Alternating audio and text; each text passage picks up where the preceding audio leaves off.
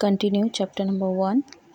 This is the seventh part of the video, and today we will discuss about India and the Cold War. In this topic we will discuss India's role. As a leader of NAM, India's response to the ongoing Cold War was twofold. Means NAM जो था, NAM की जितने भी leaders थे, specially India का यहाँ पे mention किया गया है, उसमें इंडिया का जो रोल था वो दो तरीके का था। फर्स्ट में तो ये आपको बता रखा है कि वो किसी भी अलायंस को ज्वाइन ना करे और जो न्यूली इंडिपेंडेंट कंट्रीज़ हैं आई हैं एशिया की, अफ्रीका की, लैटिन अमेरिका की, उन सबको भी वो अलायंस में जाने से रोके और एक इंडिपेंडेंट पाथ दे सके, वो इसका सेकंड वर्क था। ओके, फर्स्ट वर्क क्या था कि भी किसी भी अलायंस को ज्वाइन नहीं करना, और दूसरा वर्क था जो न्यूली इंडिपेंडेंट कंट्रीज़ हैं उनको एक नया पाथ देना, मतलब यूएसए और यूएसएसआर के ग्रुप में ज्वाइन होने से रोकना। ओके, तो क्वेश्चन यहाँ फ्रेम करेंगे, what was India's response to the ongoing cold war. Okay, और इसका आंसर आपको कहाँ से मिलेगा, इसका आपको यहाँ से फर्स्ट पॉइंट ये है और सेकंड पॉइंट इसका यहाँ से यहाँ तक है। ओके, उसके बाद है India's policy was neither negative nor positive as Nehru reminded the world non alignment was not the policy of feeling away. India का जो रोल था ना, तो वो हम उसे कम्प्लीटली पॉजिटिव बोल सकते हैं, ना हम कम्प्लीटली उसे नेगेटिव बोल सकते हैं। इवन नेहरू जी जो थे वो लोगों, पूरे वर्ल्ड को ये याद दिलाते रहते थे कि जो नैम है उसकी कोई भी पॉलिसी ऐसी नहीं कि हमें कंट्री से दूर रहना है या बाहर रहना है, ऐसा कुछ नहीं है। On the contrary, India was in the favour of actively intervening in the world affairs to soften Cold War rivalries. Even India ने जो कोल्ड वॉर के दौरान यूएसए और यूएसएसआर की वजह से जो भी शूटिंग वॉर्स हो रही थी उनको शांत करने में भी काफ़ी अच्छा रोल प्ले किया है। India try to reduce the differences between the alliances and thereby prevent differences from the escalating into the full scale war. Even India ने तो दोनों पावर्स को बैलेंस करने में बहुत अच्छा रोल प्ले किया, साथ में ही जो फुल फ्लैश वॉर जो बढ़ने वाली थी उसको भी रोका, मतलब उसे फुल फ्लैश वॉर में या थर्ड वर्ल्ड वॉर में कन्वर्ट नहीं होने दिया। India's diplomats and leaders were often used to communicate and mediate between cold war rivalries such in the Korean war in the early 1950s। India और NAM की जितनी भी कंट्रीज़ थी उन्होंने कोल्ड वॉर के दौरान जो भी शूटिंग वॉर्स थी उन्हें शांत करने में बहुत अच्छा रोल प्ले किया। इसका एग्जांपल आपको दे रखा है कोरिया का वॉर, जो कि 1950s में हुआ था। ओके, अगर आपसे कोई एग्जांपल पूछा जाए तो इंडिया के रोल में आप ये लिख सकते हैं कि इस कोरियन वॉर में हमने मीडिएटर का वर्क किया था। Okay, it is important to remember that India chose to evolve another member of the non-aligned group in this mission. India ने अकेले ने रोल प्ले नहीं किया, इंडिया के जितने भी नाम के जितने भी मेंबर्स थे उन सब ने ही इस मिशन को पूरा करने में काफ़ी सहयोग दिया। During the cold war, India repeatedly tried to activate those regional and international organizations which were not a part of the alliances led by the USA and USSR. Cold war के दौरान India ने एक नया जो रास्ता दिया था, जिसमें आपको ना तो यूएसए को ज्वाइन करने की ज़रूरत थी ना यूएसएसआर को ज्वाइन करने की ज़रूरत थी। उन्होंने क्या नाम वो दिया था, रास्ता नैम का रास्ता दिया था, नॉन अलाइंड मूवमेंट बनाया था। यूएसए और यूएसएसआर को ज्वाइन ना करते हुए third path. Nehru responded great faith in a genuine commonwealth of the free and cooperative nations that would play a positive role in the softening if not ending the Cold War. Nehru ji ने बहुत अच्छा वो genuine commonwealth free cooperation nation के नाम से एक motive चलाया था, पॉजिटिव था ये बहुत ज़्यादा, मतलब जिसमें हम क्या करेंगे, किसी भी कंट्री को दूसरी कंट्री के अंडर में रह के वर्क करने की ज़रूरत नहीं है, हम एक दूसरे को कोऑपरेट करेंगे, एक दूसरे को इकोनॉमिक इकोनॉमिकली बूस्ट करने में सहायता करेंगे। ये सारी चीज़ नेहरू जी के व्यूज़ में थी, या कह सकते हैं नैम के व्यूज़ में थी। इससे क्या हो रहा था, कोल्ड वॉर जो था वो काफ़ी सॉफ्ट बना रहा, इसे हार्श होने की ज़रूरत नहीं पड़ी, या कह सकते हैं कि कोल्ड वॉर हॉट वॉर में कन्वर्ट नहीं हुआ। Non alignment was not an as some suggest a noble international cause which had little to do with the India's real interest। अब जो नैम जो था, कई लोग ऐसा कह रहे थे कि नैम का एक्चुअल जो मोटिव है ना वो पूरा हुआ ही नहीं। क्योंकि इंडिया जो था वो अपने सेल्फ इंटरेस्ट के हिसाब से नैम को वर्क करा रहा था। A non-aligned posture also serve India's interest very directly in at least two ways। अब दो तरीके या दो आपको एग्जाम्पल नीचे दे रखे हैं जिसमें ये पता लग रहा है कि नैम कैसे डायरेक्टली इंडिया के लिए काम कर रहा है।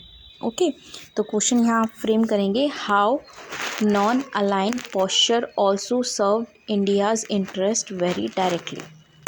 ओके, और इसका आंसर आपका कहाँ है? फर्स्ट तो ये पॉइंट दे रखा है ना आपको, इसको आपको कंप्लीट लिखना पड़ेगा और सेकंड वाले को आपको लिखना पड़ेगा। ओके, तो पहले समझते हैं।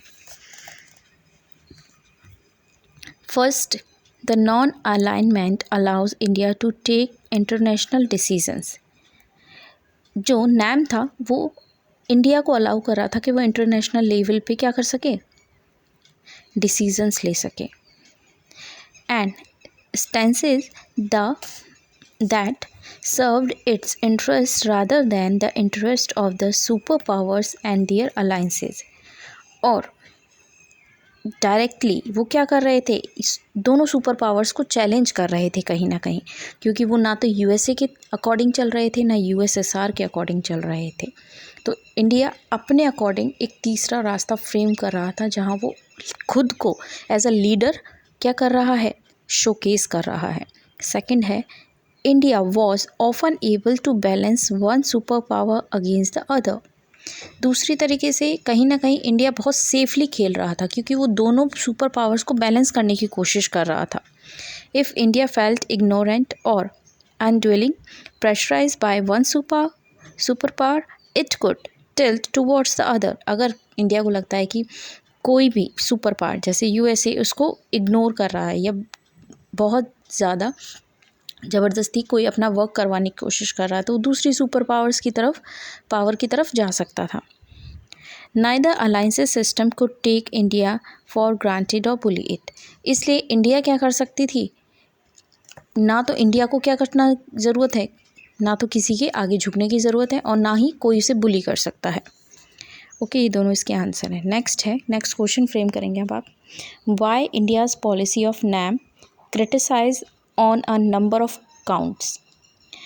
इंडिया की बुराई क्यों की जा रही है, इंडिया की पॉलिसी की बुराई करने का कारण क्या है। ओके, अब वो हम नीचे आपको बता रहे हैं। ओके, तो फर्स्ट तो ये वाला आपका आंसर है और सेकंड ये वाला आपका आंसर है। फर्स्ट वाला समझते हैं। India's non alignment was said to be unprincipled. पहला तो आप क्या करेंगे, इसकी हेडिंग बनाएंगे अनप्रिंसिपल्ड। ओके, अनप्रिंसिपल्ड बोला गया इंडिया की, या कह सकते हैं नैम की पॉलिसी को अनप्रिंसिपल्ड बोला गया। क्यों बोला गया? In the name of the pursuing it's national interest, India, it was said, often refused to take the firm stand on the crucial international issues। Unprincipled इसलिए कि बहुत सारे इंटरनेशनल वॉर्स या बहुत सारे ऐसे मीटिंग्स हो रही थी जहाँ पे इंडिया ने कोई पर्टिकुलर स्टैंड नहीं लिया। सेकंड है, it is suggested that India was inconsistent and the took contradictory posture. दूसरी चीज़ ये बोली गई, दूसरा आप कॉन्ट्रोडक्टरी पोस्चर को हेडिंग बना लेंगे। ओके, कि इंडिया जो है वो क्या कर रहा है, बहुत कॉन्ट्रोडक्टरी पोस्चर लेके चल रहा है, मतलब बोलता कुछ और करता कुछ और है। Having criticise others for joining alliances, वो दूसरों को क्या कर रहा है, मना कर रहा है कि अलायंस को ज्वाइन मत करो।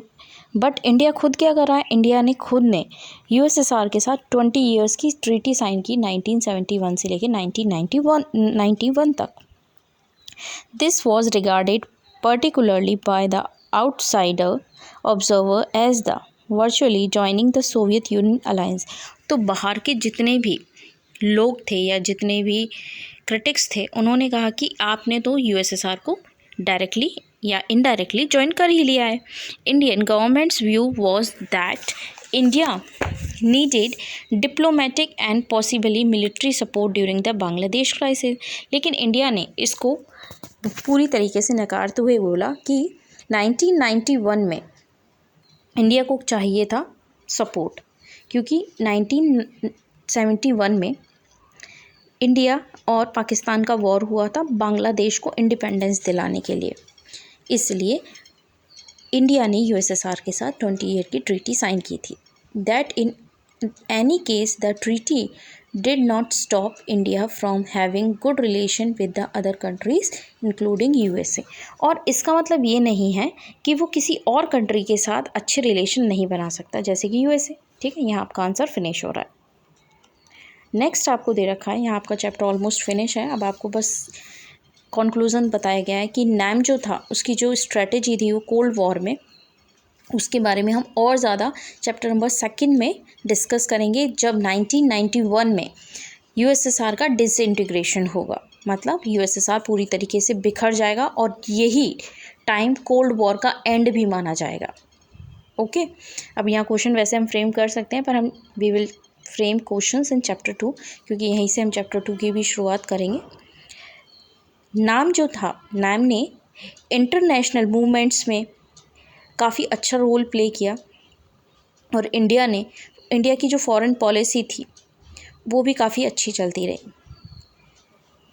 लेकिन जो स्टार्टिंग में हमने स्ट्रेटजी अपनाई थी वो कहीं ना कहीं हम यूएसएसआर की अपना रहे थे, पर धीरे धीरे हम इसको चेंज करते जा रहे थे, क्योंकि ये दिख गया था कि 1991 में कि यूएसएसआर की पॉलिसीज़ कहीं ना कहीं गलत थी, अनइफेक्टिव थी, प्रॉपर नहीं थी।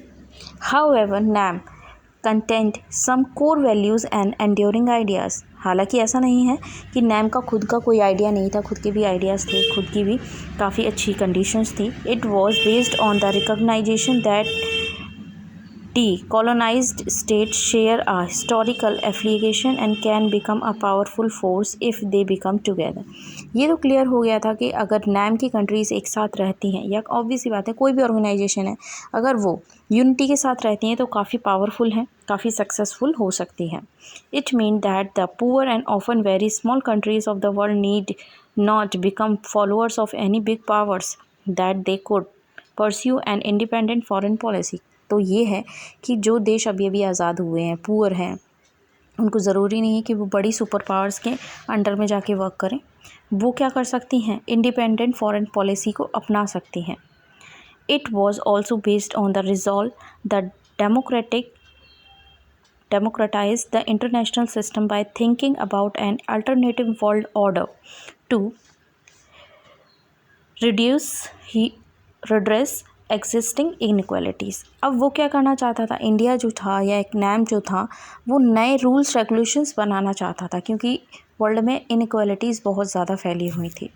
These core ideas remain relevant even after the cold war was has ended. और ये जो प्रॉब्लम थी, ये कोल्ड वॉर मतलब यूएसएसआर के ख़त्म होने के साथ प्रॉब्लम्स ख़त्म नहीं हुई, ये बाद में भी काफ़ी चलती रही, जो चैप्टर नंबर 2 और 3 में हम कंटिन्यू करेंगे, समझेंगे।